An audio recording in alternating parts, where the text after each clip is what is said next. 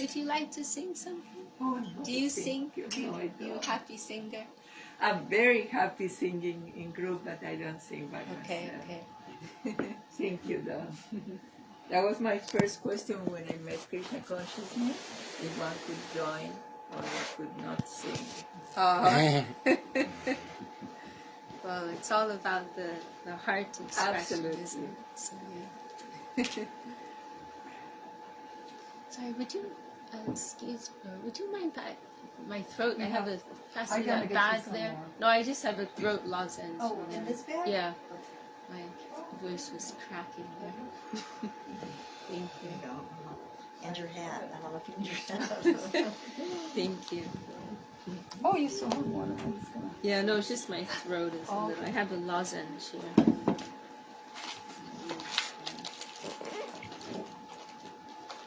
Okay. So we have some new friends who just arrived. Are these more friends?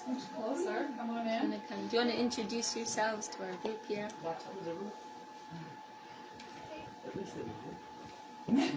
Turn this off. Noisy. Yeah, it's not like high weather.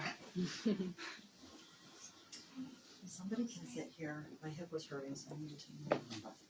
Would you like to sit There's, Julie, there's sofa. There's exercise there's a ball. chair chair. Oh, Yes. So what's your name? I'm Hladini Shakti Devi Dasi. Oh, I think we met maybe. On Zoom, yeah. Okay. Yeah, Cool. and then this is my son Gabe or Gary Raj. Oh. How do you prefer to be known? Whatever you guys want. Oh, no. So, Say a preference. I really do not care. And what's your spiritual name? Giriraj. Giriraj? It's a Oh, nickname. beautiful It's a name. nickname. You got it. Okay. and the Shinga Chaitanya Prabhu is here with us. Shinga Chaitanya Prabhu. He's very brilliant, super brilliant, very philosophical. And we're very happy to have him with us. Hopefully we'll hear a little from him too. Okay, well, I feel like I'm in the same situation as yesterday. Have a group of, serious practitioners, everyone's already on their path. And we have a distinguished Oh, not distinguished at all. guest here. Thanks for the smile. So I feel like yesterday, I'm not here to tell you anything that you don't already know, but I can, share something maybe on a personal level and see where that goes. Maybe. Unless you wanted to suggest a particular. I just know that once you get started, you always seem to be guided, and you say exactly what somebody has to hear. Okay. That's my experience so far, for sure. Okay. And I don't think we're all like the devotees here. Some people are not. I think not at all. Like Okay, so we Julie do have some and very Michelle new persons. Okay. And Shankara.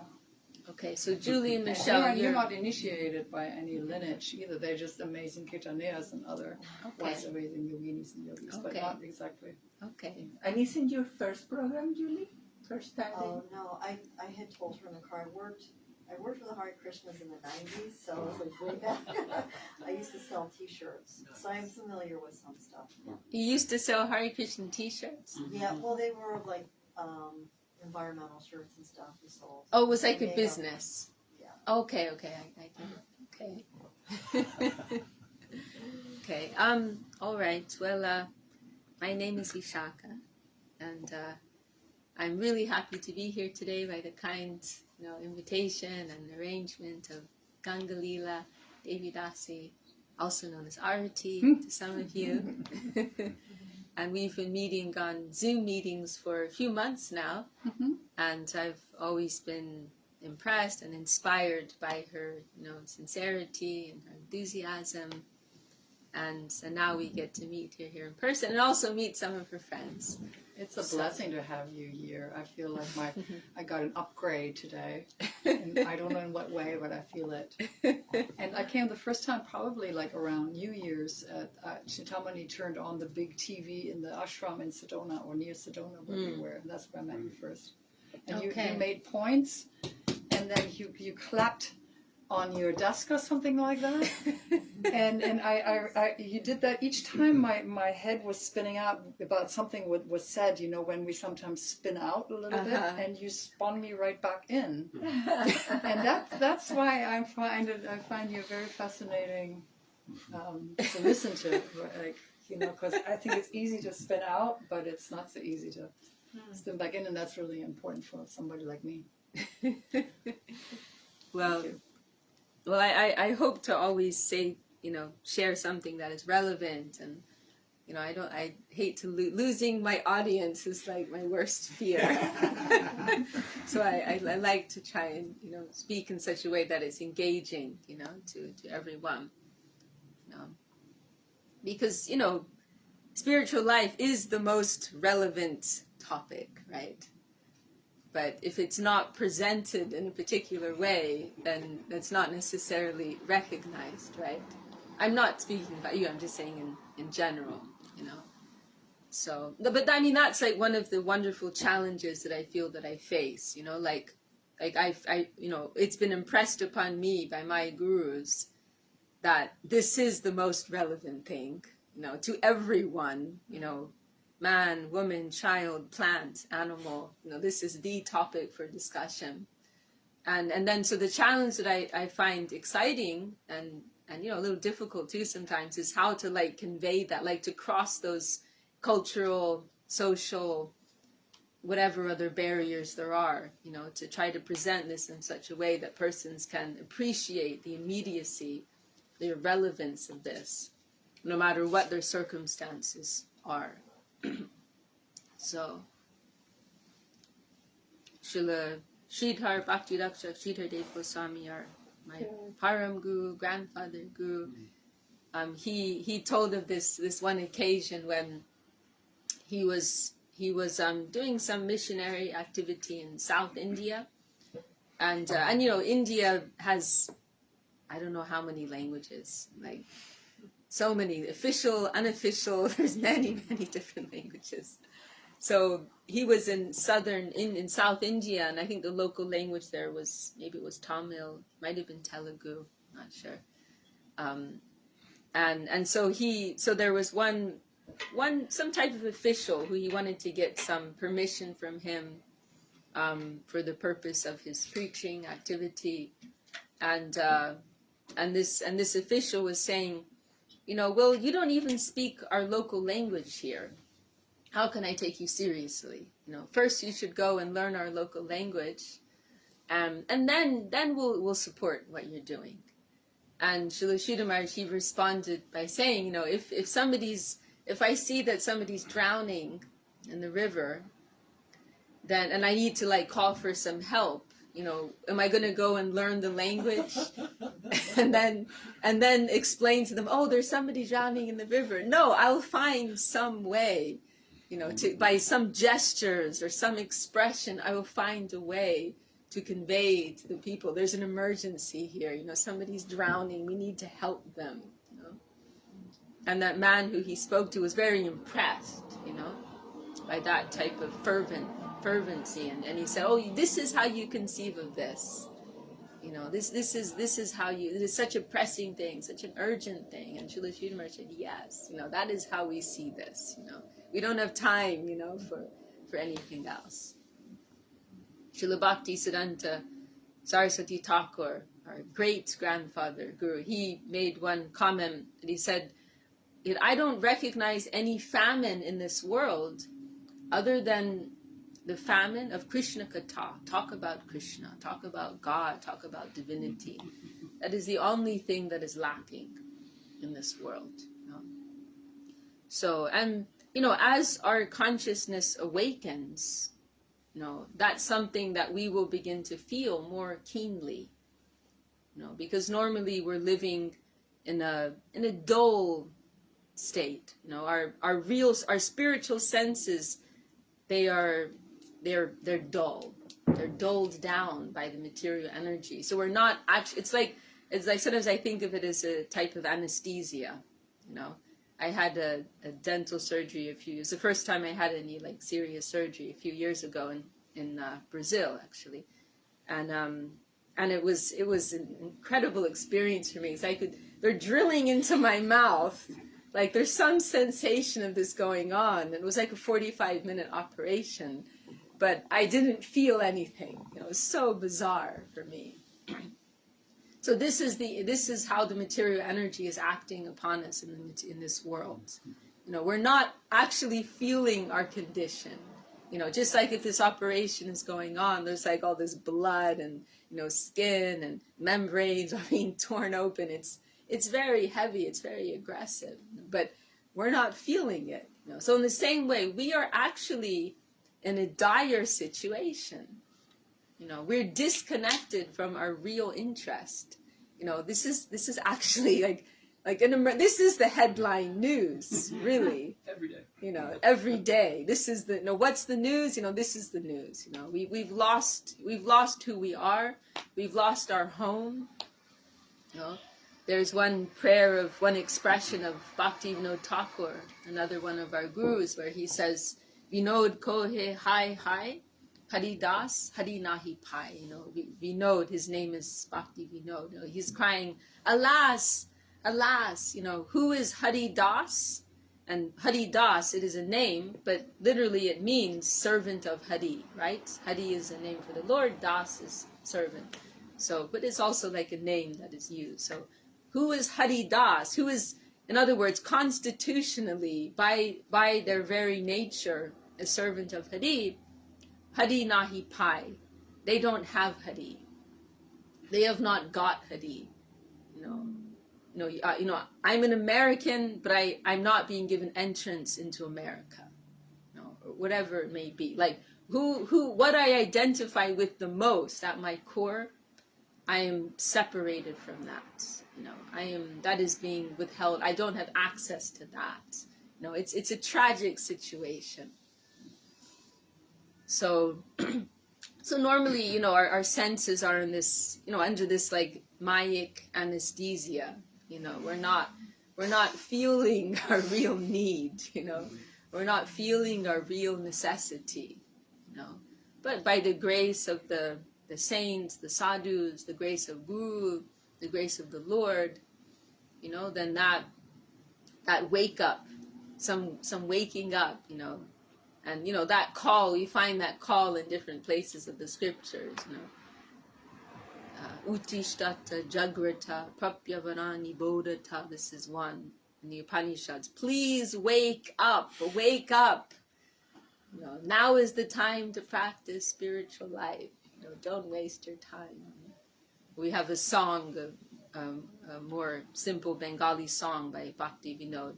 Jeev Jago. Jeev Jago. Wake up. You know that song. Yeah. Wake up, sleeping soul. So the Lord, the Lord's delegation, the scriptures, they're all conspiring on this point. Please feel your own condition. That's all that we're asking. Just try to have some clarity about your own need. There's one. It is actually the most tragic thing. Even if we just think of this in terms of a worldly situation.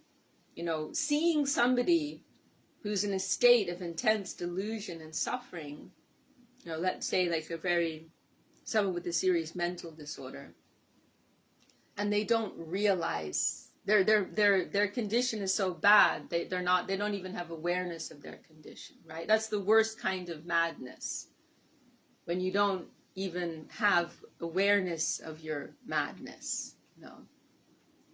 So it is the most tragic thing, and you may try to help those. I had to do that. I had to put someone into it, admit somebody once, and this is one thing I had to face in India. I had many interesting incidents I had to deal with. That was one, having to admit someone who didn't think that they needed to be admitted. It's the worst condition, to be in.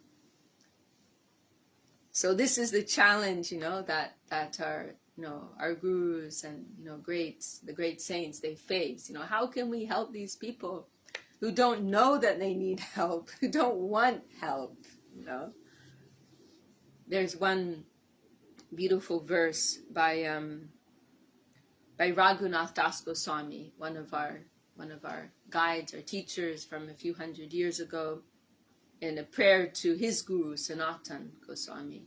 Vairagya yu bhakti rasam prayatne rapayan mam anabipsamandam kripambudir yapada dukkha dukhi sanatanastam prabhum ashrayam. And he's saying here that I was living in the darkness of ignorance, and I was very happy there.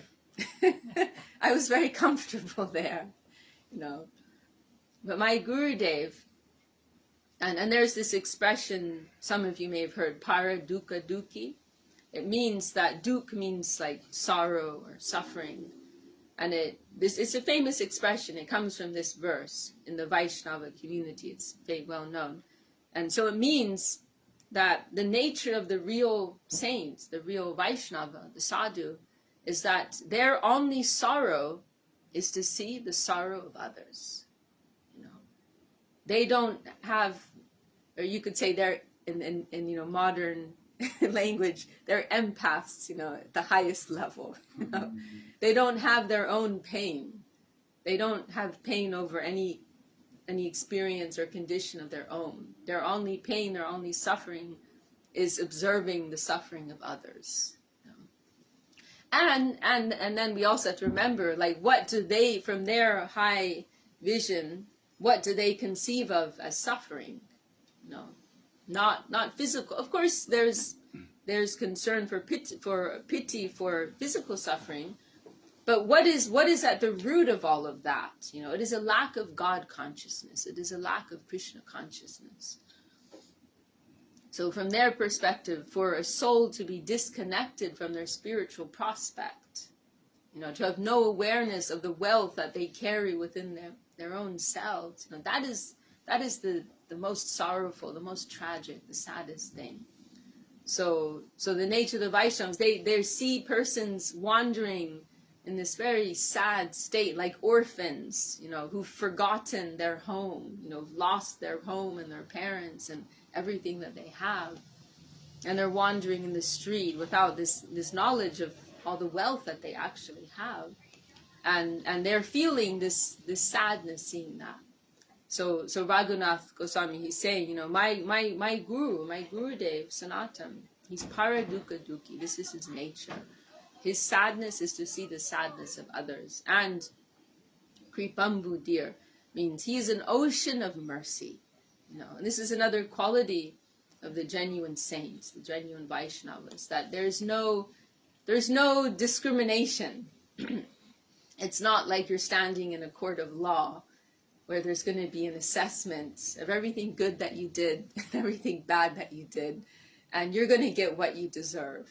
They don't operate in that way. They're distributing mercy means what you don't deserve. That's what they're giving. They're giving freely. It's mentioned about Nityananda Prabhu, Preme Mata Nityananda. Preme Mata Nityananda, Kripa Avatar, Uttam Adam Kichu Nakode Vichar. That the nature of Nityananda is that he's Preme Mata means he's so intoxicated by divine love. You know, in this world we conceive of, you know, alcohol and other things as that's a type of material there's material intoxication, but there's also a type of spiritual intoxication for those in the higher level. So Nityananda, his nature is that he's so intoxicated by prema, by divine love, that he loses, just like if you drink a lot of alcohol, you lose your inhibitions, you lose a sense of discrimination. You forget who's who, what's what, what's right, what's wrong.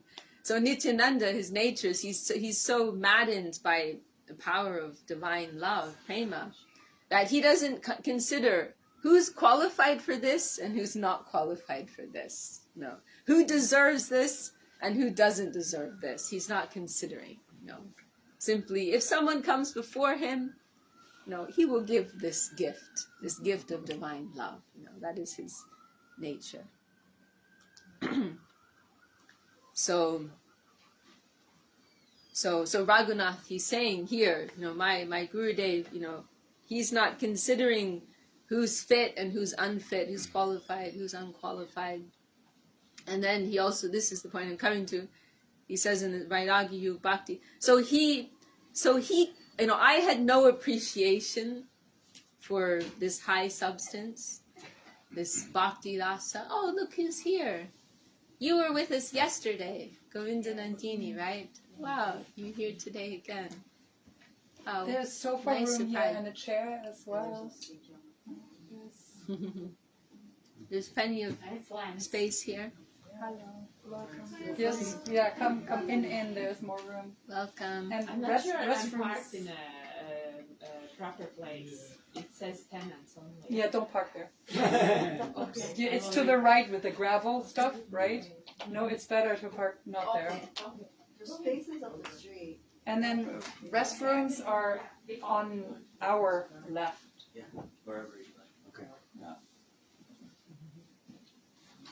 I'll take my mask off. Please do so. And what's your name? Lance. Lance. Lance, Hey, nice to meet you, Lance. I'm Vishakha.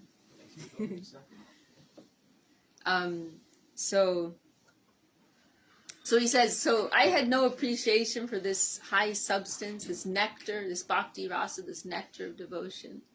So my Gurudev, you know, being moved by so much mercy, he caused me, he made me appreciate this. You know, he made me taste this. Well, I had some resistance. I didn't want to taste this. You know? But my Gurudev, he made me, he caused me to taste this. You know? So yes, this is going back to the original point, you know, this is the challenge, you know, of our gurus, of our teachers, that they're dealing with patients who desperately need help, you know, but they don't want the help. They don't know that they need the help, you know. But yes, you know, as our, you know, through our spiritual practice, you know, through, you know, good association, sadhu sangha, you know, by trying to offer ourselves in the spirit of dedication, devotion, all of this has some purifying effect upon us. And as this takes place, then gradually our spiritual senses, they start to awaken. And we will begin to feel more keenly, you know, the necessity of spiritual life.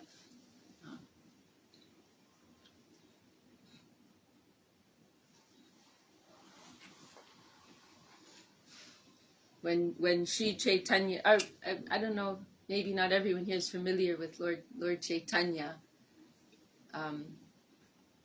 but Lord Chaitanya, he, you know, we consider him to be an avatar of Krishna. You know, we worship Krishna as the supreme Godhead. You're fine, Varun. You can sit here if you want. Please be relaxed. Okay. So we worship Lord Krishna as the supreme Godhead, and Lord Chaitanya as a non-different, you know, form of Lord Krishna. And the difference is that Lord Krishna, he, as you know, for those of you who know something about Krishna, his nature is very playful, and he likes to exchange in relationships of love, you know, with his close companions, friends, family members. But he's not actually so disposed to helping people like us, let's say. He's having a good time in his group, you know. But when he appears as Lord Chaitanya, then under the influence of his divine feminine potency, Radharani, then this mood of helping the lost souls of this world awakens within him. And so Lord Chaitanya is a very, very particular manifestation of the Lord, because he comes in this world. He's sometimes referred to as Chana avatar in the scriptures, which means the hidden avatar, in the sense that unlike other avatars, he's not manifesting his divinity. No, he's coming in the mood of a servant of God, a servant of Krishna. He's demonstrating what it means to be a servant. You know, God himself is showing what it means to be a devotee of God. It's a wonderful thing. You know? So, you know, Bhagavad Gita, and we can look at one way we can appreciate this. If we look at Bhagavad Gita, everyone's there. You can all come in. Everyone's sitting so far away. I know. There's lots of space. Plus, nobody here. is sitting actually on this thing. They Yeah. move. I think it doesn't want to use it. So that is available. And then we have there's chairs. Yeah, I thought Nishinga Prabhu, there's a chair here with your name on it. Come sit over here. yeah, I know why it has your name on it. He doesn't know that. It's fine. Nice to see you.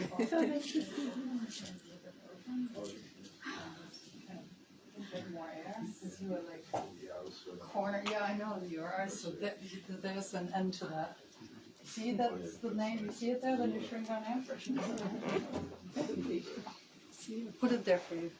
So, so Bhagavad Gita, Krishna is giving many instructions, right, for spiritual life. And then he appears as Lord Chaitanya, and he's demonstrating how to follow those how to live those instructions. And so it's very interesting, very wonderful how Lord Chaitanya demonstrates this, because in his life he demonstrates this transformation that takes place within him. And this is what we call Leela, you know. Leela means like the Lord's divine play. You know, means that like a drama. You know, it's not something that necessarily, you know, has to happen out of necessity or utility, but he's choosing for it to happen like this, you know, to highlight a particular teaching, or for simply for his own pleasure, you know. So the early part of Lord Chaitanya's life, he's this very famous scholar. He's known as Nimai Pandit, and he has, you know, his fame spreads throughout India. You know, he's invited to different parts of India to give, you know, he was a Sanskrit scholar, very, you know, renowned Sanskrit scholar, and he would be invited to different places, you know, to hold, you know, classes, and it's mentioned that he actually used to tease the devotees of Krishna, and and because he was so brilliant in logic and argument, he could defeat anyone, you know, with any line of argument, he could defeat somebody. And so like it's mentioned, sometimes he'd meet the devotees of Krishna, and he would enter into some debate with them, and because he was so brilliant with argument, he would defeat them. But because he was so clever, he could reverse his argument also, and then turn it around so they were actually right, you know. So he would play all of these like tricks of argument, and it's mentioned in Chaitanya Bhagavat in one text that sometimes if one of the devotees of Krishna saw he was approaching then they would cross over the other side of the street, to avoid him, like to that extent, And so this was like the early part of his life, and this was how he played the drama, so to speak. And then his father passed away. This is maybe around 20. Maybe someone can tell me exactly. Let's say around the age of 20. His father passed away, and he traveled to Gaya to perform his father's last funeral rites, particular ceremonies. And while he was there, he came across a great saint called Ishwara Puri, who was a great devotee of Krishna. And so Lord Chaitanya met him and had some discussion with him, and he was converted, converted in kamas. And then this extraordinary transformation took place within. He showed this extraordinary transformation, from being this Sanskrit expert, Sanskrit scholar, to being this, how can we say, very I don't want to say emotional, because that can have a different connotation, but showing himself as someone very deeply absorbed in a mood of love, of divine love, showing divine, let's say, divine emotion. And the first thing that happened is this deep mood of separation and searching began to manifest within him. And there's one beautiful expression, Kahamor Prananat Murali Badan. Like there's one beautiful description of one of the prayers that he would make. Like where is my Lord? Kaha means where. Like where is that Lord of my life? That beautiful flute player. Where did he go? How can I find him? Please tell me. So this intense mood of seeking, of searching, began to manifest within him, and he traveled back to his hometown Navadvip in Bengal, and he told this to some of the Vaishnavas, the devotees of Krishna, and they were all overjoyed, like, oh wow, now we've got him on our side, we've got him on our team, like we're really going to be, people are going to listen, like we've got someone like this great scholar has come over to our side, this is a big win for us, and he told them, Lord Chaitanya told them, the first thing he told them when he came back is, we need to hold a meeting, call all the Vaishnavas, call all the devotees of Krishna. And so they had a meeting in one Vaishnava's house, and he just began venting his heart, like expressing this pain of separation. How am I living without my Lord, my beautiful Lord Krishna? This is such a painful condition for me to be in. And sometimes crying, and so he actually showed, through this beautiful example, like what's actually the healthy feeling of a normal soul in this world, like how am I living my loving Lord, who's actually so close to me, how am I living, if we think of someone who's very dear to us, a family member, a parent, to be disconnected from them, what pain that causes, and this, who is closer to us than our divine source, our beloved Lord? How are we managing to carry on with our days? How are we managing that?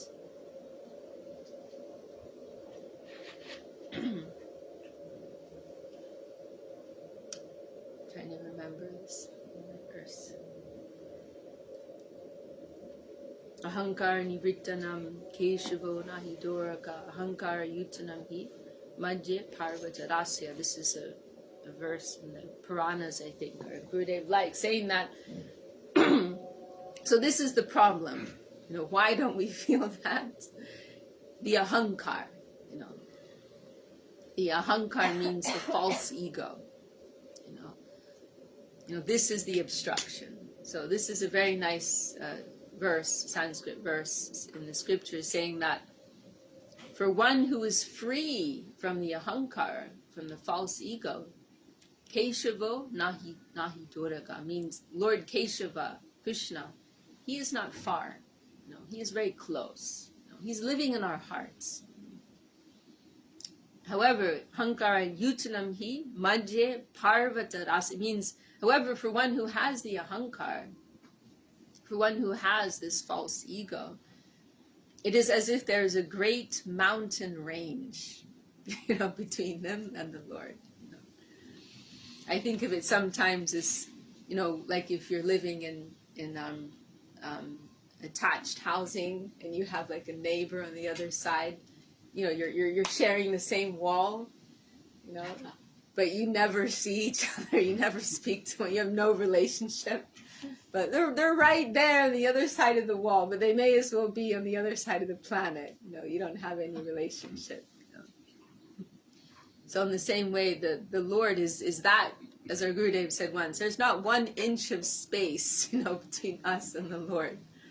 Our very existence, prananat, sometimes the Lord is referred to like, He's the Lord of our life, the Lord of our pran, our very existence is dependent on His, our breath, everything is dependent on His support, But we're not feeling that, It is a very peculiar situation that we're in, very sad situation that we're in. There's, ego is not a bad thing. Ego simply means identity, right? But at the moment we are identifying with our, with our circumstances. We identify with our. Another very nice way that Srila Sridhar Maharaj explained the false ego, the ahankar, is he gave a few nice analogies. One he said he compared it to the black box that is used like in airplanes and sometimes in cars that keeps a record, of everything that's taken place. And so this ahankar, the false ego, it's like this black box. It's holding a record of all our previous experience, all of our prejudice, all of our misconceptions, and these are interfering with our interpretation of the environment. These prejudices, this like collection of prejudices, misconceptions, they create these filters through which we view the environment, and interfering with clear understanding of the nature of the environment. And Srila Sridhar Maharaj also describes the ahankar as a machine that is receiving and transmitting false information. And it's sure of itself. There's no doubt in there. Receiving and transmitting false information. And psychologists, they talk about confirmation bias, right? So it's like, we have a particular version of the environment that we've concocted, and then everything we see is confirming that, right? And we're meeting other people who have a similar interpretation, and they're confirming that also, and it's being perpetuated and reinforced, again and again, more and more and more. And then what's interesting is when you have like groups of people who all have their different interpretations of the environment, and naturally they're clashing, they're clashing with one another because they're disconnected from the harmonizing whole, from the harmonizing center of existence. These are,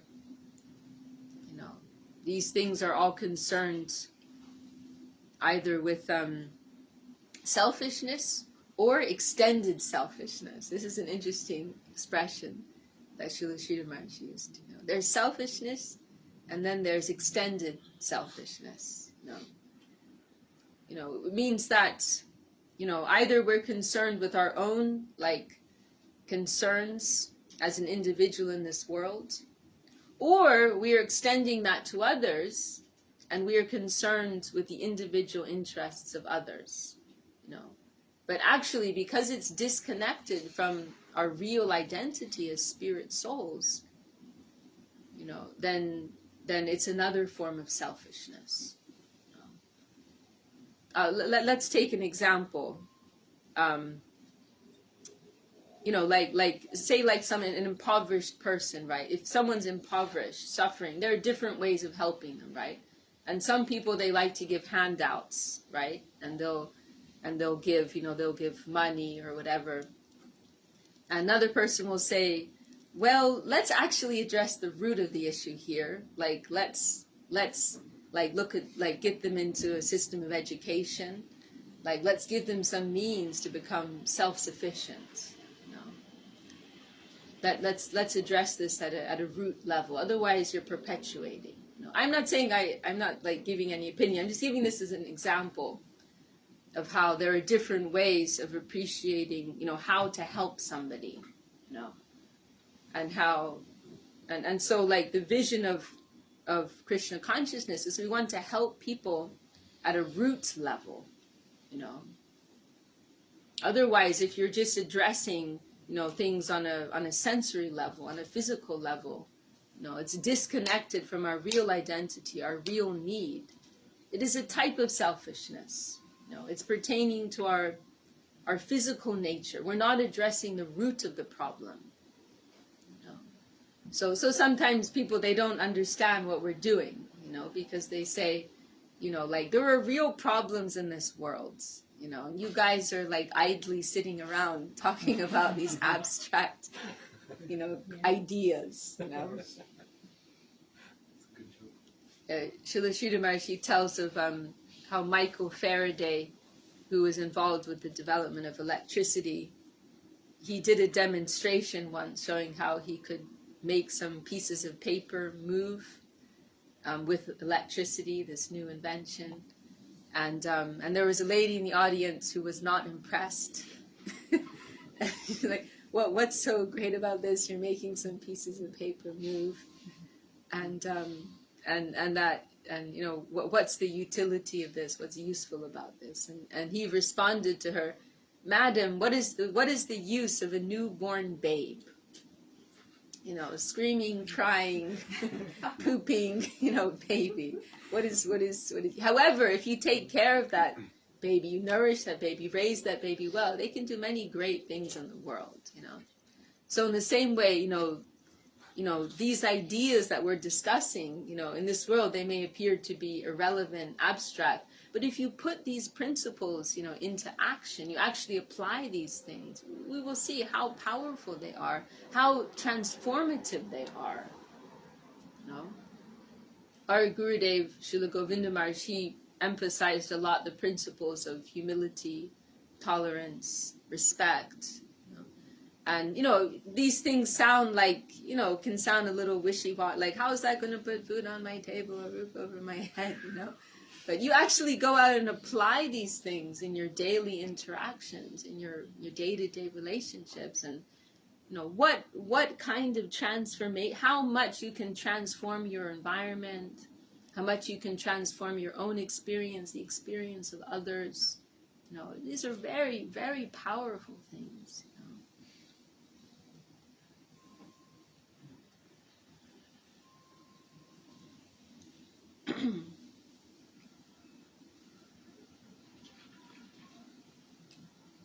So sometimes people, they think like that, this is a luxury, you know. But really, transformation of consciousness, even just from a practical level, you know, it's the greatest necessity in the world today. You know, even without going to appreciation of the nature of the higher spiritual reality, you know, just in a basic practical level, that is the You know, that is the most essential necessity in the world today.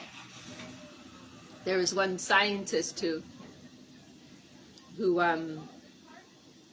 spoke about, he's like involved with like environmental activism and things like that, and he said, you know, when I started out, like I made an assessment of the situation in the world today, and I thought, okay, like these are the issues that we have to deal with, you know, like we have to deal with the Amazon, and we have to deal with this, and then we're going to be good, you know.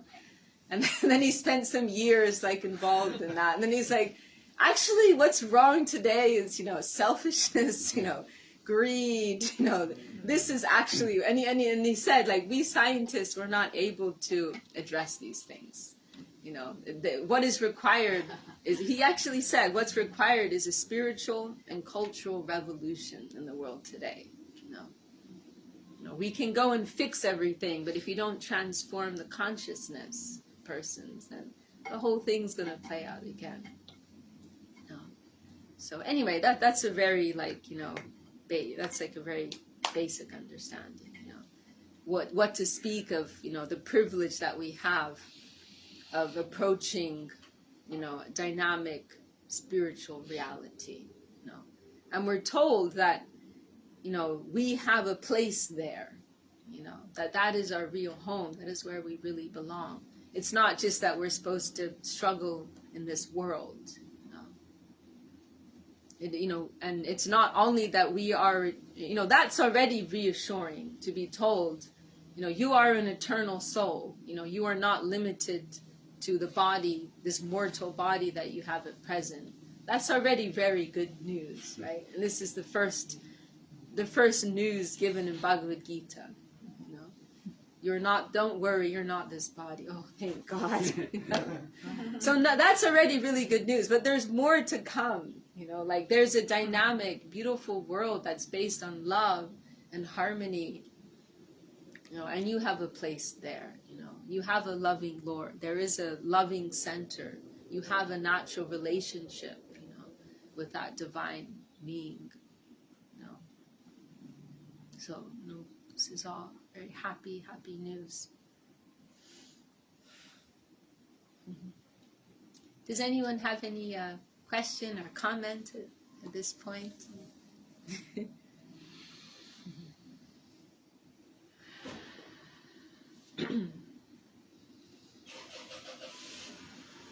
I have a comment.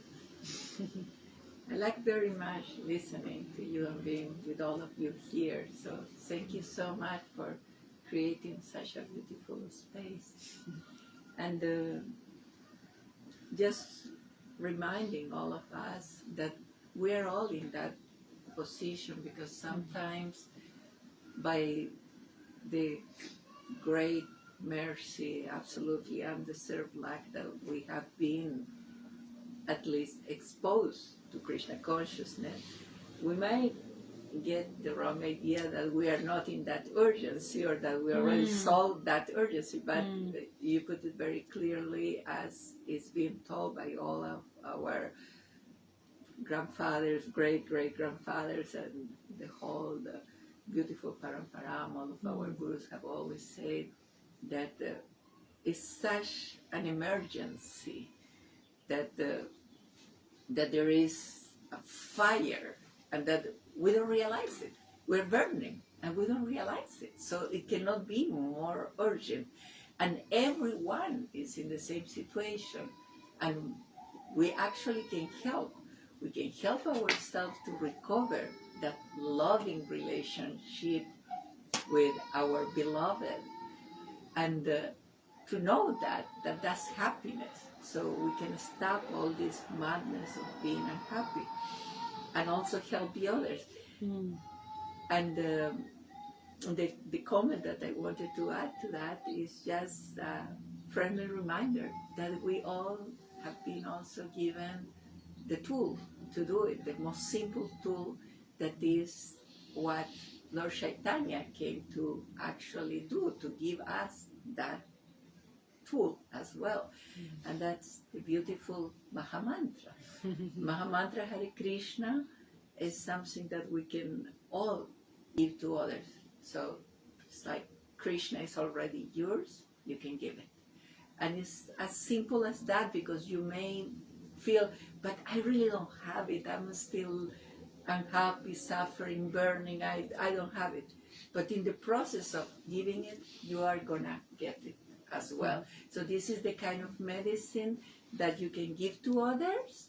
And as you are giving it, you are forced to try it, because you need to say the Mahamantra to teach the Mahamantra. There is no other way. You need to explain a little bit, but there is no need to explain much, really. So even if you don't have much understanding, philosophy, just saying these transcendental sounds, you will be purifying yourself, you will be making yourself happy and helping others. So it is so beautiful as a process that we can all try, as our gurus have been giving to us, this chant Hare Krishna and be happy. Because everyone wants to be happy. It's the natural constitution of our soul. So we have that option. So that was the comment I wanted to make. Thank you so much for reminding all of us that there is this urgency, this emergency is the most important thing as human beings. It's our constitution. We are transcendental beings. Our constitution is that bhakti, that love. We are meant to be engaged in that love, but we're not. So we're totally lost, and that's why there is unhappiness, sadness, lack of fulfillment. And this is something that everyone has the power to do it. So you don't have to become a monk. It's not that we are talking out of something that need to be like follow it as a rule for everyone. There are no rules and regulations to chant the Mahamantra, and that is the weapon to get there. So it's beautiful. Thank you so much. Thank you. I like the point that you made, that how, you know, once you enter into spiritual practice, there is that danger of starting to take it for granted, and you think you're there, you know, because when you're like out in the world and you're dealing like with all the challenges, it's kind of like a reality check, right? Like when you're out in the world and you're dealing with like, you know, real stuff in the world, then you feel like, oh, I'm disconnected, right? And there's this deeper yearning that can arise within us, you know, like, oh, I'm here in the middle of the world dealing with all of these worldly things, but I really want to be connecting with Krishna. I want to be practicing. But then when you get really involved in spiritual practice, there's that danger of feeling like, oh, I'm there, I'm in the safe zone, you know, and you can lose that hunger, you know, you can lose that feeling of like necessity. So yeah, that's a nice reminder. We're not safe as long as we are in the material world. So we need to get out of here. The only safe place is with Krishna. Nishinga Chaitanya, will you share something with our friends here? Whatever comes to mind. I enjoyed your class. I mean, the only thing I could say quick, that it's that you mentioned also the process is like. Can you speak more?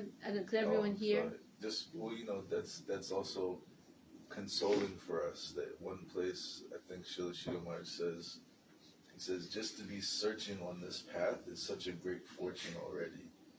So that we hear so many high ideals in the scriptures and so many examples of great devotees, and then sometimes we think, how is that possible? But then we see that the process, the practices, they're already favorable, they're already helpful. At early stages, they give us some positive encouragement. And so if we think, you know, that, or I guess another way Srila Sridhar said, he says, a long journey in good company is also enjoyable. So there's no, you know, rush. We're on the process, we're seeking that's already auspicious, what we're finding that's auspicious, what we're sharing that's auspicious. So step by step we're going, and the journey can go on. We'll be happy in that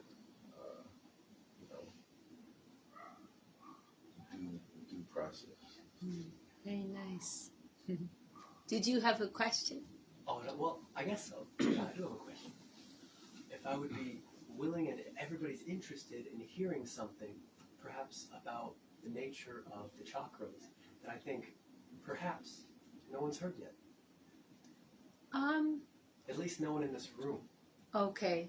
Well, maybe another time. Yeah, maybe is that okay? Well, I mean, if you're not Maybe open to something new, that's all right. Okay. Did you have something about the nature of the chakras that you wanted Oh, to bring of up? course. It's a simple aspect that they are binary. And what I mean by that is when we're born,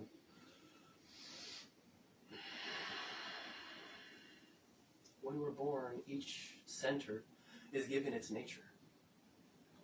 And fundamentally, it's either receptive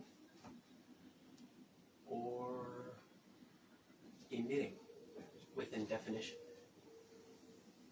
And so we have in the classical teachings, they recognized 7 centers. And in the knowledge that I've been exposed to, I've been told that we actually have 9. Like ever since 1781, we've had 9. And so there's a lot of nuance that has changed, logically. But it's all in exact congruence with all the ancient teachings. It's just that we can get more specific down to an individual person and say what is or isn't correct for that individual based on what is or isn't reliable within their definition, within their energy centers and those chakras. It's very interesting.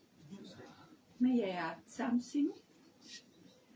You probably have heard about the Vedas. Vedas with V as victory.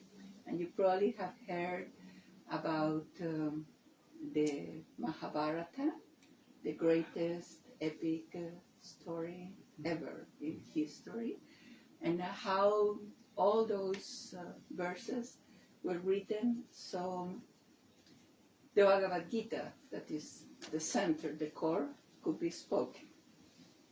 So the knowledge that is there is the most essential, really, from all the Vedic knowledge. But there is also so much knowledge there that can be practical and fulfilling what maybe you're more inclined to look for. In this urgency to try not to be burned in this fire that we don't even know that we are in. So we're burning, we don't know. We're sick, we don't know. We're missing the most essential component that make us human, and we don't know. Like our constitution is at stake. Our happiness that comes from us, that constitution, and we are oblivious, ignorant, and not finding the root of our suffering, not able to find solutions. So therefore, Bhakti Yoga, which essentially you can connect with and learn through Bhagavad Gita, Chaitanya Charitamrita, Srimad Bhagavatam as the most important books that you would want to relate from all the wells that are the Vedas, is what interests most to us. But you need to follow also your heart, because maybe in this long path that we were mentioned, your path is starting somehow. And just don't be shocked, but all this knowledge is in the Vedas. So the Ayurveda will tell you everything about yoga, and will tell you everything about the chakras, the nadis, the kundalini. And the chakras are not 7, and they are not 9. They are 107. And 7 are the principal. And they are absolutely described and explained. So if that is what is going to take you to Bhakti Yoga, it's a long path and it's not needed, but you need to hear your own call and take it. And maybe connecting with an Ayurvedic practitioner who has learned all this very ancient knowledge, will give you what you're looking for, because it's not 9, it's not 7, and the Vedas are very specific in explaining everything, like to the last day. If you want to know how long is the era that we are living, how long was the one before, the former and the former, that knowledge is there.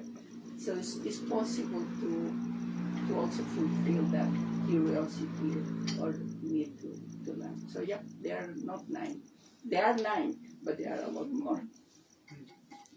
May I ask if you have any practice in the other schools of yoga beyond bhakti, or? Of course, all forms of yoga lead to bhakti yoga. So yoga is clearly described in the Bhagavad Gita. If you want to be a yoga instructor, that's the book that you need to study. And all the first 6 chapters of the Bhagavad Gita deal with karma yoga, the yoga of action, which include what most people in the Western world will know as yoga, like hatha yoga, asanas, pranayama, action. And then in the middle is bhakti yoga, the most important chapter. Yes. And then jnana yoga, the yoga of knowledge. And it's indicating that all forms of yoga lead to bhakti yoga. So if you start practicing hatha yoga, you're going to end in bhakti yoga. One day, the journey may be long, but you can enjoy it along the way. You're going to end up there. That's the final goal. It's your constitution as a human being, and it's the way to get to recover what you have lost.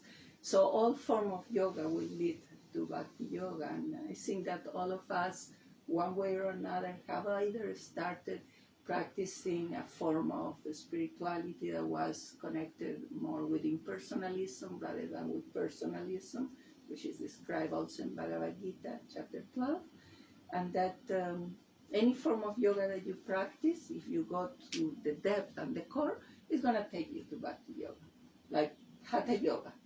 You go to that, you need to get into Ashtanga, and the 8 angas of yoga will lead you to bhakti yoga.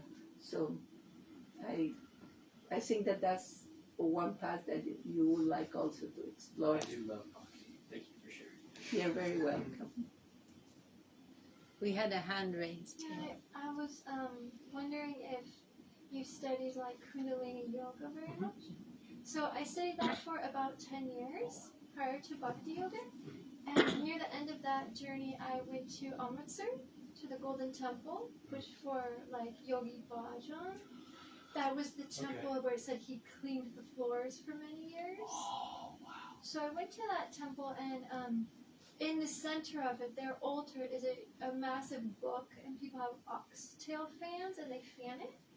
And in the last chapter, on I believe it's the last page of that book, the Siddhi Guru Granth Sahib, it says something to the effect of the greatest yoga is to chant the name Hari. Haribol. Hari, So it's the culmination of all Kundalini yoga philosophy is the yoga of chanting the name Hari. And also for Sikhs, it's not in the Siddhi Guru Granth Sahib, but many are aware of it, that Lord Nityananda, Lord Chaitanya's, I don't know how to explain who Lord Nityananda is, that he did meet the Sikh Guru lineage at some point in Puri Dham.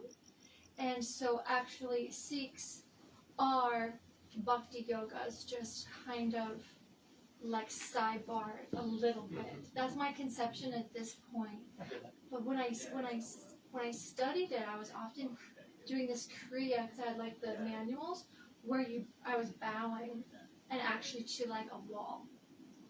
And then now, some years later, I have an altar and I bow to that, and I still love the feeling of the meridians, like the motion of bowing. But I'm just also like so grateful that because I was always like, I wonder if someday I'll bow to somebody or something.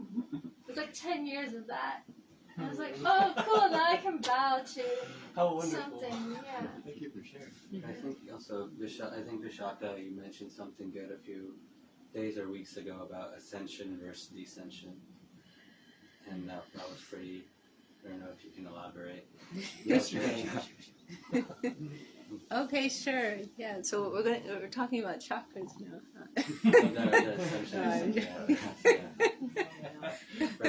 Skillful means first. Yeah. I always remind myself whenever Right. I feel like I'm doing something, you know. Right. Well, okay. Well, yeah. No, I don't mean to be disrespectful. It's not that we're not open to hearing anything new, but no. You see, from our perspective, the chakras, they are a part of our subtle body. You know, there's the gross physical body, and I'm not here to get into a debate or to tell you that, I'm just telling you our perspective on the chakras. You know that we have our gross body, but we also have our subtle body. There's gross material. By gross, I think everyone knows I mean physical. And then there's the gross material energy, and there's subtle material energy. So this is described in Bhagavad Gita. The five more gross material elements: earth, water, fire, air, ether, and 3 subtle, which are mind, intellect, and ahankar. So what I'm saying is we're dealing with gross material energy and also subtle material energy. And so when we're contacting the more subtle layers of the material energy, we can, like, comparative to the grosser expressions, it feels spiritual. And you could call it spiritual on one level. However, the Atma, the soul, is something even finer, something more subtle. And the Atma is of an eternal nature. Whereas these other things, they are of a temporary nature. So the chakras we consider to be a part of the subtle layer of our material body, So no doubt, there are good things that persons can do in regards to balancing their chakras and all of these things. But what we're concerned with is the plane of Atma, that eternal sphere. And Rune's bringing in this point of, I'm not familiar enough with yoga systems or chakras, to comment too much on that. But what I can say is, in regards to this point, is that the scriptures describe these 2 lines of progress. The line of what's called Aroha Panta, means the ascending path of progress. You're maybe familiar with that. And Avaroha Panta, which refers to the descending path of progress. So the path of Aroha Panta, path of self-ascension, refers to practices like yoga, meditation, Kundalini yoga. Chakras would be involved in there somewhere. I'm sorry, I'm not an expert in that field.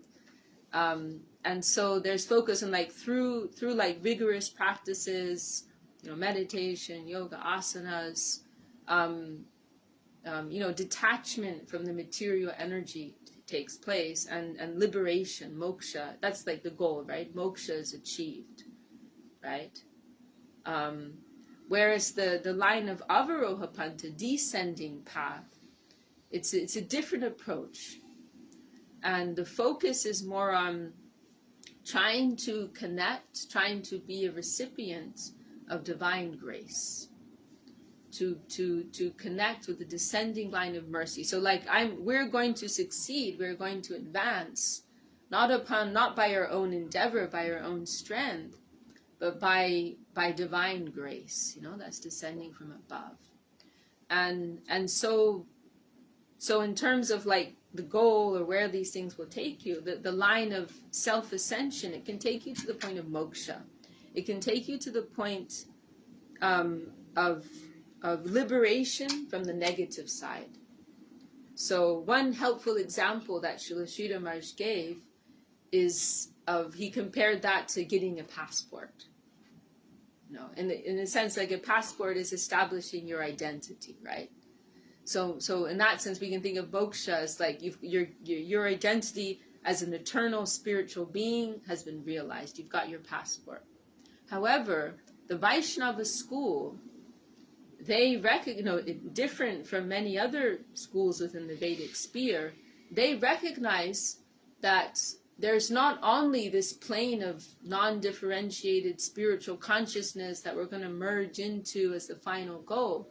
The Vaishnava school, who represent the line of dedication, they speak of a third plane beyond this world of exploitation. And there's this world of exploitation. Then there's what we can broadly conceive of as the plane of renunciation, being released from this world, merging into this plane of non-differentiated consciousness, oneness. But the Vaishnava school, the school of dedication, they recognize a third plane, which is positive, dynamic, and spiritual, eternal also. So that to enter that world requires a visa.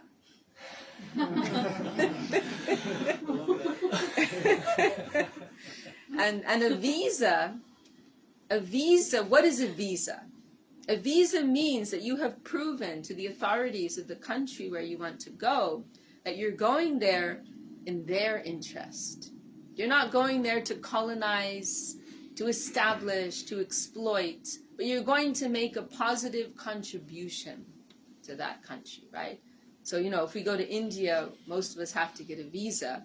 We have to, go to China. You have to prove in your application, I'm coming to support your economy, coming to support your country in some way. I'm not coming there to make trouble. I'm not coming there as a spy or whatever for some illegal business or whatever it may be. I'm coming there. You want me there. I'm going to help you. It's just common sense, right? So in order to be admitted into this active, dynamic plane, spiritual plane, we have to demonstrate that we want to enter in the interests of that higher plane. So that is why the line of dedication service is absolutely crucial. We are coming to serve. This is a higher plane. We want to serve that plane. We want to give to that plane. So that is why it's all on grace. It's all on mercy.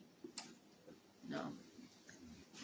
The soil there is superior to ourselves. That plane is of such a high nature. So it's not that we have a right. You have a right to reach this plane of moksha. We have a right to that. By our own practices, we can achieve moksha. But then to enter this higher plane, that needs mercy. That requires grace, because that's something beyond what we, deserve by our constitutional right. So that is why our emphasis is on what we call sharanagati. Sharanagati means surrender. We are trying to surrender to that higher plane, and it's not something to be afraid of. I was discussing this yesterday with someone, how surrender in in a normal, some context, let's say, it has a negative connotation, right? To surrender, like in war, there's some contexts in the world, being powerful, being number one. This is the kind of mood that's encouraged, right? Whereas surrender, humility, there's like a weakness that can be associated with these things. But so here we and that that's for different reasons. One reason is just that false ego within ourselves. Another reason is that there's so much corruption and exploitation in the world. So, understandably there can be some fear and hesitation around these ideas.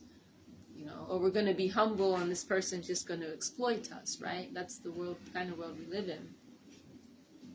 But here we have to leave those prejudices aside.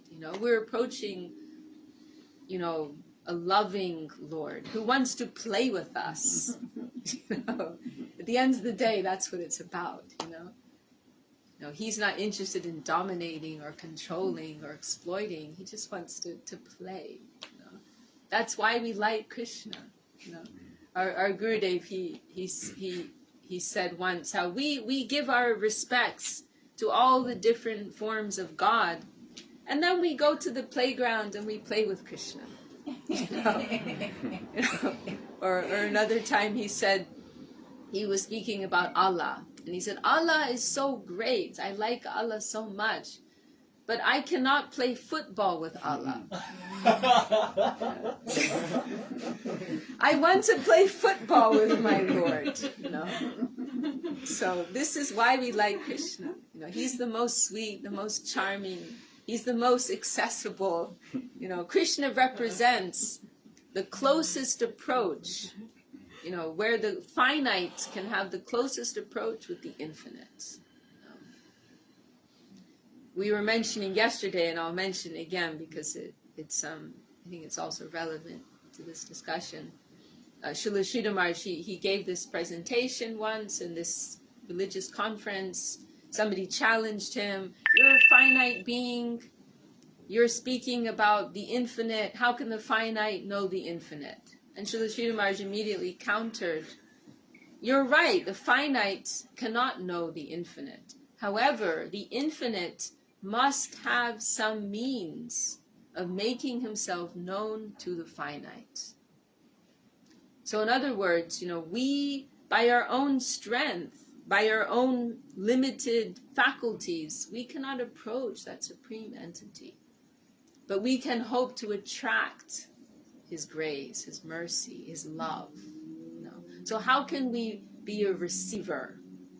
You know, how can we receive, you know, that divine transmission? How can we attract, like a lightning rod? How can we attract, you know, that divine flow? That in the practice of bhakti, this is how we are. It's not about like we're trying to perfect, you know, this practice or that practice or this energy or that energy. How can we open our hearts?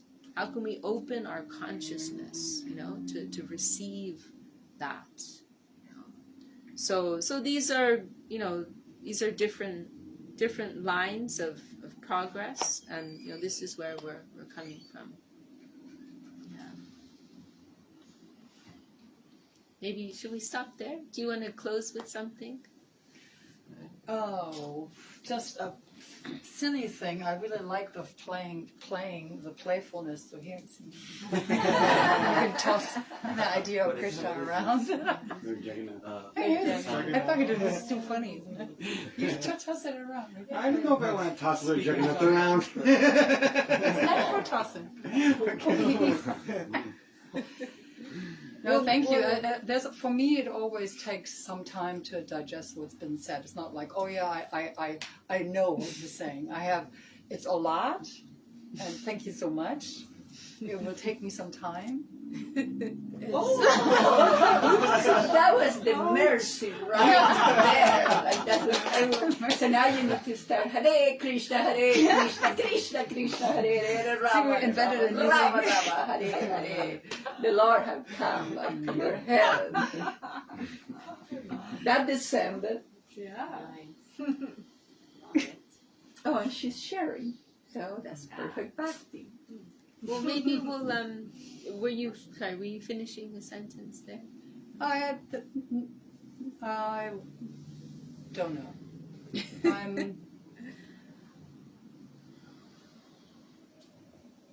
I'm really seeing so much about this whole person who sees that the Amazon blah, the environmental is a problem, and then actually kind of, this is why we're here, and this is why we want to do bhakti. It's not that we just know how to chant, and that's a good thing. I don't want to say that, but it's that I need to do all that just to change my consciousness. I can toss that thing around if that helps. I don't have to do that. I can clear my chakras, right? It's like, yeah, you know, I can do all those things, but it's really like, it's so, I like the urgency, you use the word urgency, how it's very, very important. And I'm so glad that I'm getting it to this place in my life where it is really, really most important. Because there's always, I got to do this and then that, and then you have a kid and there's all this other, you know, what really, it's, I think, and so much around me in my fields, people have spirituality on the back burner, and it's not the right place to be. So thanks for that reminder. It's like, Yeah, burning, right? So keep it burning, you know. Thank you so much for We must not, sharing. there's you a know? beautiful, you remind me of a beautiful expression of Srila Sridhar Maharaj. We must not keep a feeble fire. We must not keep a feeble fire. Right. Could I make a comment? Please. Yeah, I really appreciated your discourse and Oh, very like pithy examples and analogies, and I really like this idea of the passport versus the visa, because I feel like there's this seductiveness of many of these yogic practices, especially when it gets into kind of the chakras and the subtle anatomy and these kind of tantric practices. And they can be seductive and attractive, especially I think for many of us in the West, because we have very firmly established egos, and we like control, and we like something like a system that we can work with in order to reap power and benefits. And I say this from personal experience. And this is a danger, though, right? And I think there's a kind of false spirituality that we're seeing a lot of, where people are pursuing these practices just for their own glorification. And one of my teachers, Swami Bhajanananda of Kali Mandir Temple, makes this point often that in the Puranas, it's the demons themselves who also perform great tapasya in order to achieve boons, which they then use to try to rule over the world. So he's saying, like, don't be a demon yogi, you know. So right, it's just so we can do all these things to earn the passport, but like as you're saying, really what we should be going for is the visa, right?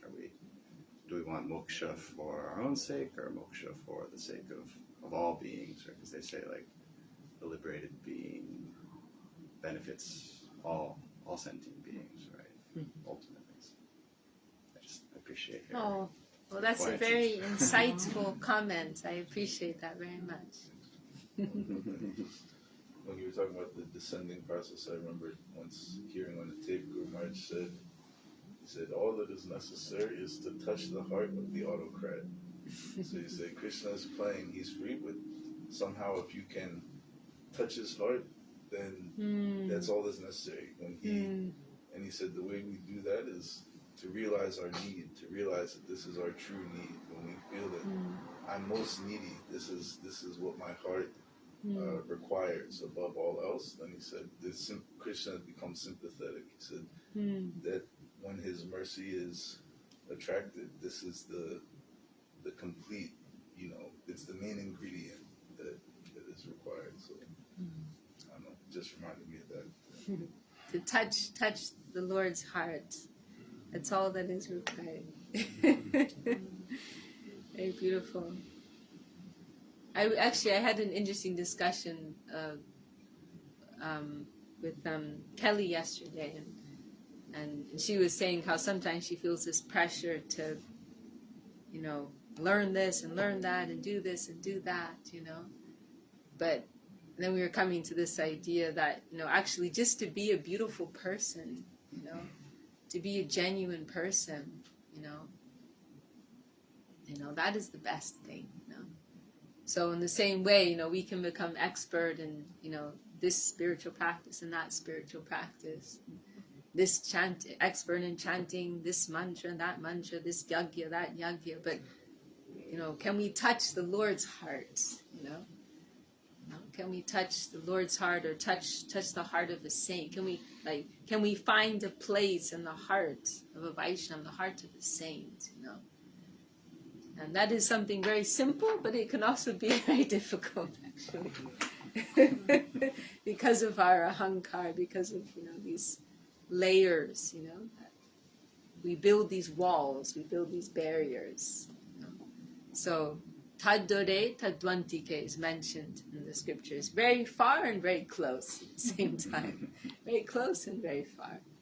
This is our situation.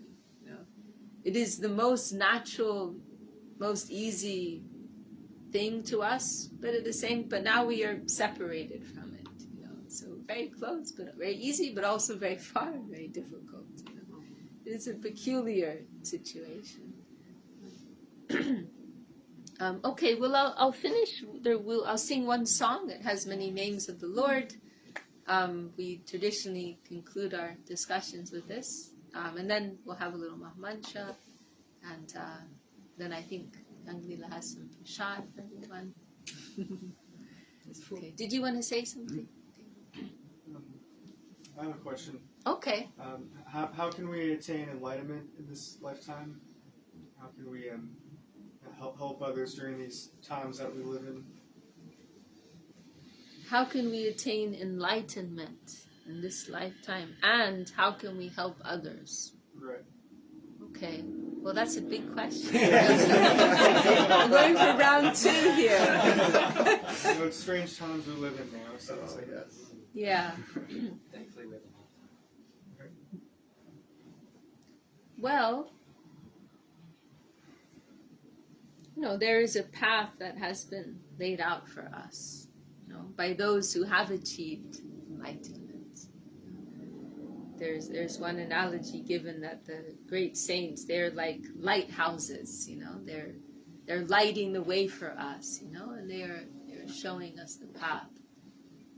If we're going to answer this question in a very concise and simple way, then, as our friend here was saying earlier, the process of kirtan has been especially prescribed for this age, chanting.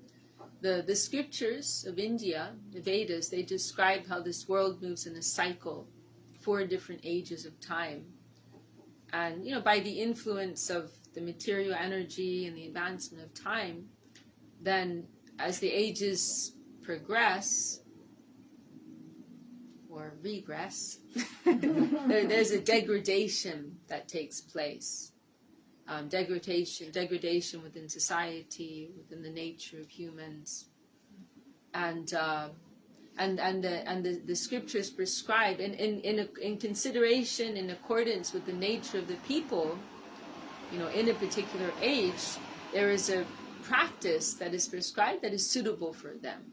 So we can let's contrast the first age, Satya Yuga, the age of truth, with the current age, which is the last of the ages, Kali Yuga, the age of quarrel. So in the age of Satya, the age of truth, persons, they had great longevity. It said they could live for something like 100,000 years. They were not, they were free from lust.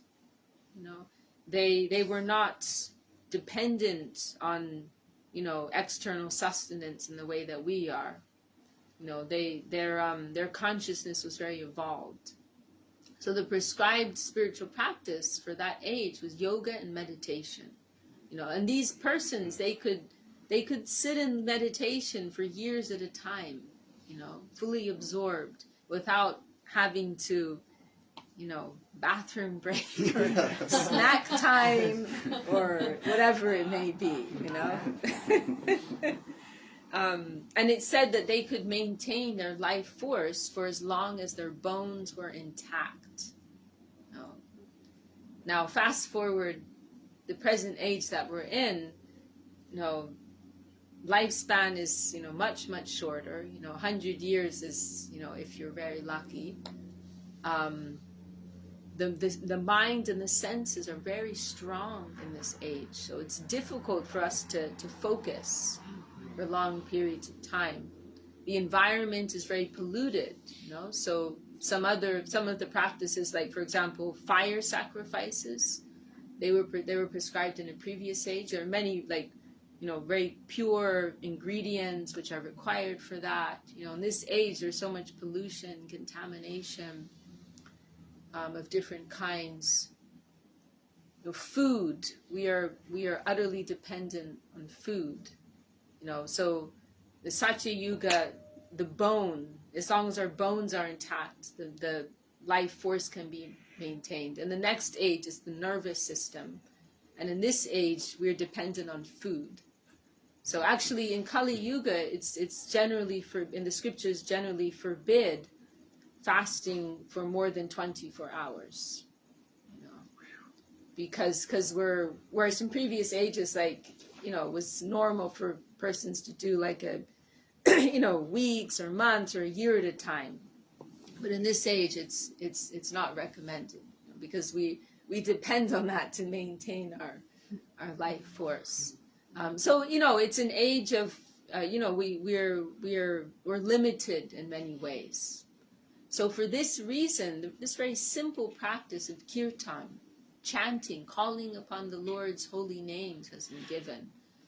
And our Gurudev Srila Govinda Maharaj, he liked to point out how we see, it's interesting, we see in practically all religious paths, there's some appreciation for this, like some form of chanting.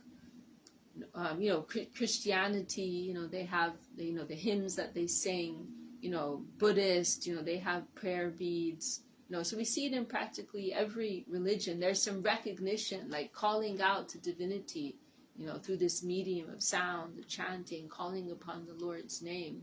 But we find that idea most developed within the Vedic scriptures.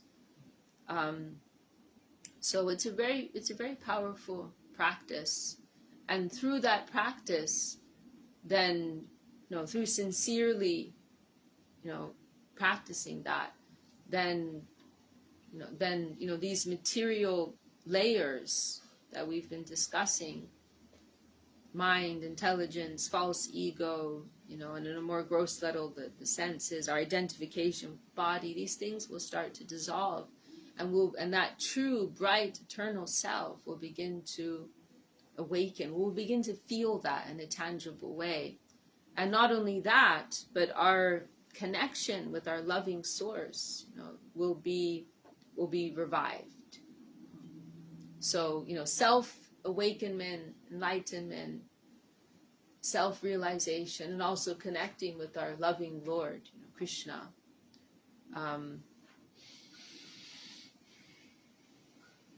There are many details, there are many details along the way. But this is like the main. If I'm just going to say one thing, this is the principal thing that has been recommended for this particular age of time. This process of kirtan, of chanting, and that's something that can be done internally, silently, in a solitary way. Congregationally is described as being more powerful. Actually, it's called Sankirtan. Kirtan, and then Sankirtan means full kirtan, complete kirtan. So in a congregation is described as being more powerful.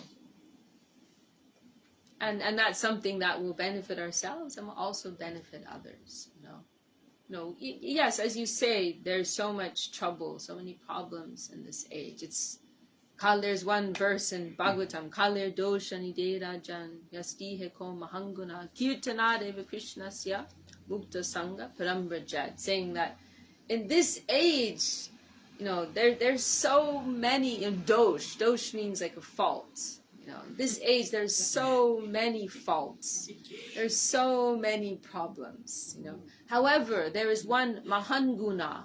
There's one very great quality about this age, that kirtanad eva krishnasya, that simply by this practice of Krishna kirtan, chanting the Lord's holy names, mukta sangha parambrajat, we can attain moksha, and beyond moksha, we can realize our loving connection with the Lord. So, there's a Charles Dickens novel that begins, it was the best of times, it was the worst of times. That kind of sums up this Kali Yuga. This gracious grant has, like, to the most desperate people, this gracious grant has been given. And it's something that you can tap into no matter what's happening, no matter what's going on. It can be a very powerful experience, We can be like in our mental world tripping out. And then we connect, like in this practice of kirtan, and it's, wow, we feel this transformation. And that's just on our little level. You know, it's not like we're attaining these high things, but in our little level, we're feeling this transformation taking place. We're tapping into something else on some level. We're at the beginning stage, you know, but it's even that is very potent. And you know, this is the gift, the golden gift of the golden Lord, we sometimes say. Lord Chaitanya, he came with this gift. But what I was going to conclude with was, yeah, there are so many, oh yeah, I totally sidetracked there. You know, so many problems in this world, but how are we going to deal with those problems? You know, are we going to make like Band-Aid solutions? Or are we going to, as we were saying, are we going to try and address the root of the problem? So, you know, not, you know, some people have more capacity than others. You know, we may not be someone who can, you know, affect, you know, global change, right? But in our little way, within our small circle, you know, we can, you know, just by setting an example, that's very powerful, and that's something that you know ripples out. You know, we can be shocked at how much we can change somebody's life through some simple gesture. You know, so you know just by like adjusting ourselves, you know, trying to focus on some transformation of consciousness within ourselves, that's something that is actually very powerful, you know, and within our small circle we can try to share that with others, you know, and that's something that can ultimately have like, you know, can go very far. You know, one person tells another person, you know, so yeah, we're you know, we're not like global leaders who can, you know, overnight affect some major transformation, but in our small way, you know, we do the best that we can, you know, and that starts with adjusting ourselves. So so maybe we'll do a little kirtan. We've been talking about it. So it seems like everyone was enthusiastic about looking these songs up, so we can do that. So Hari Harai, Hari Haraye. I just looked at your video to tell me stories.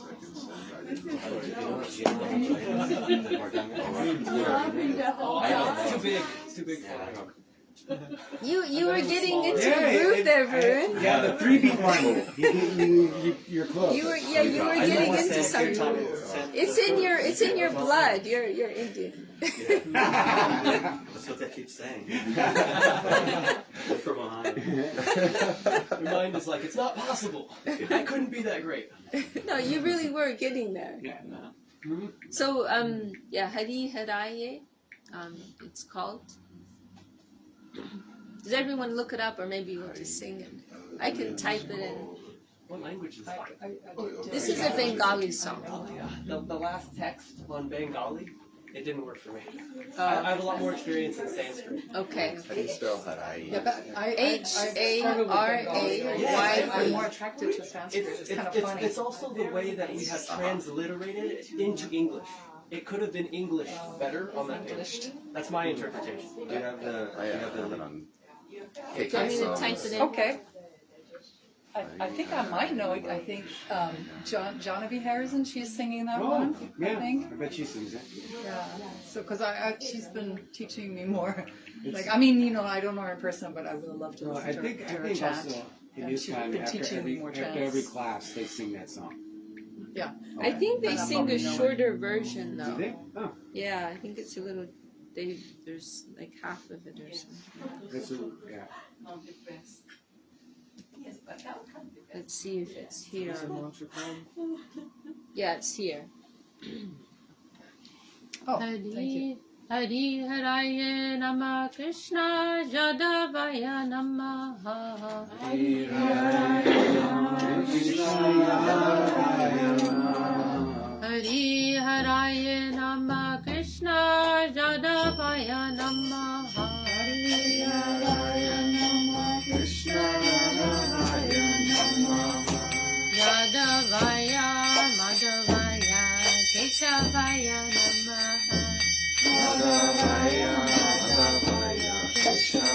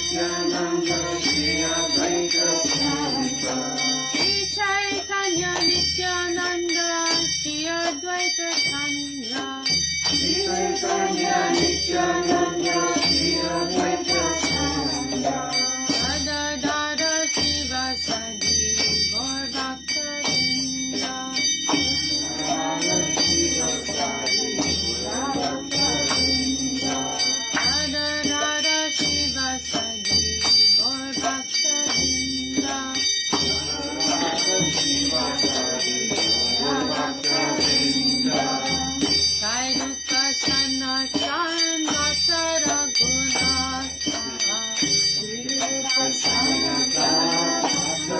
Gunata Jiva Gopala Bhatta Rasara Gunata Jiva Gopala Bhatta Rasara Gunata Ekai Gosai Kori Charana Bandana Jai Gosai Gauri Charana Bandhana Aha Hoike Vijnana Sabita Purana Jai Krishna Vishka Purana Ekai Gosai Yarmui Taradata Jai Gosai Muni Taradata Santa Bhara Padarenu Mora Panchayata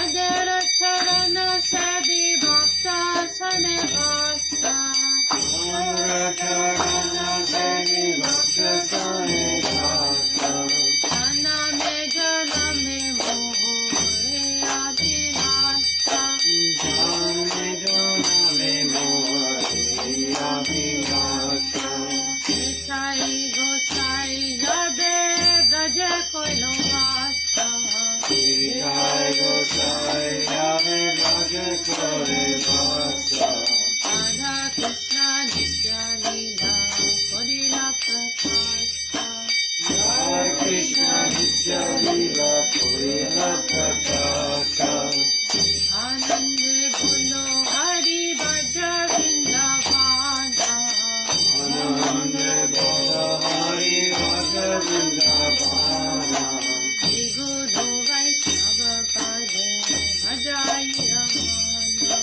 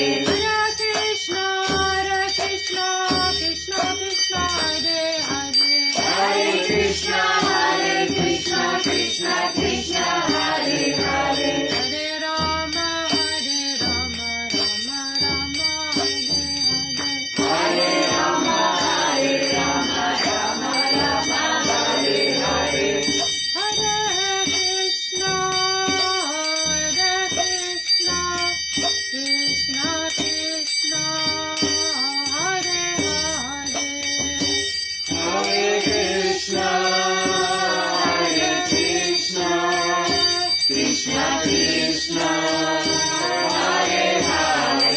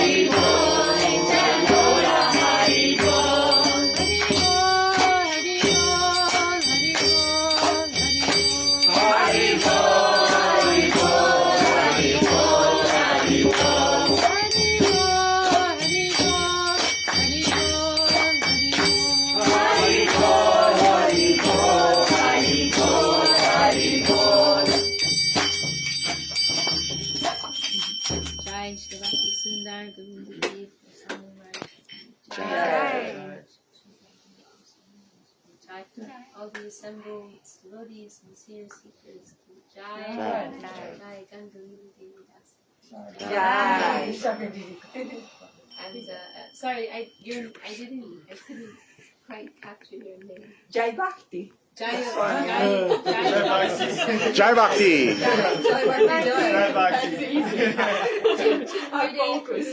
Jai Gurudev, Jai Gurudev. Jai, all the assembled holy souls. Jai.